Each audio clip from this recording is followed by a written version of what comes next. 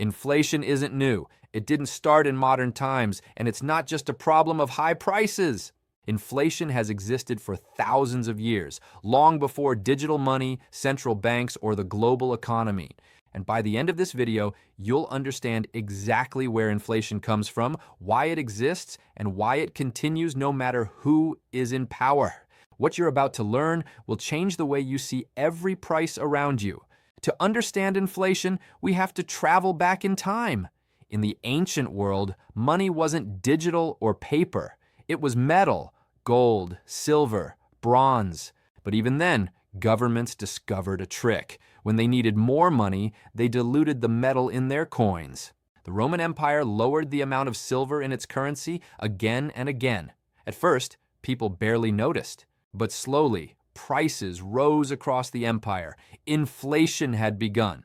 Not because shops charged more, but because money itself was worth less. This pattern repeated throughout history.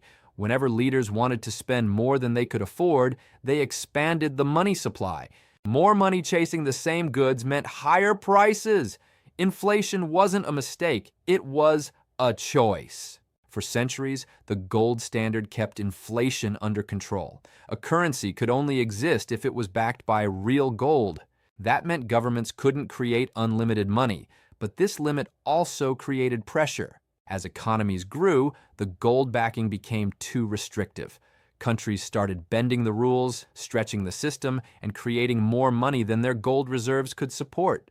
Everything changed in 1971. The gold standard was abandoned, and the world entered a new era, fiat money. Money backed by nothing except trust.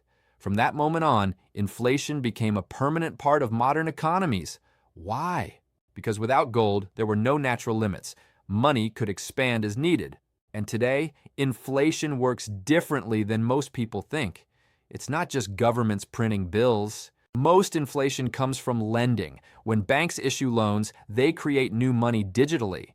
When people borrow, the money supply grows. When they repay, that money disappears. This constant expansion and contraction is the heartbeat of the modern financial system.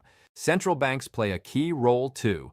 By raising or lowering interest rates, they can slow down or speed up the creation of new money. They influence inflation not by printing, but by controlling the conditions under which money is created. So why does inflation exist? Because the modern economy is built on growth. Growth requires spending. And inflation encourages spending by slowly reducing the value of money over time. Inflation also helps governments manage debt. As prices rise, old debts become easier to repay. And it supports the credit-driven system that keeps money flowing. But here's what most people misunderstand. Inflation is not simply prices going up. Inflation is the value of money going down. It is the natural result of a system where money is constantly created through lending, supported by policies that encourage expansion.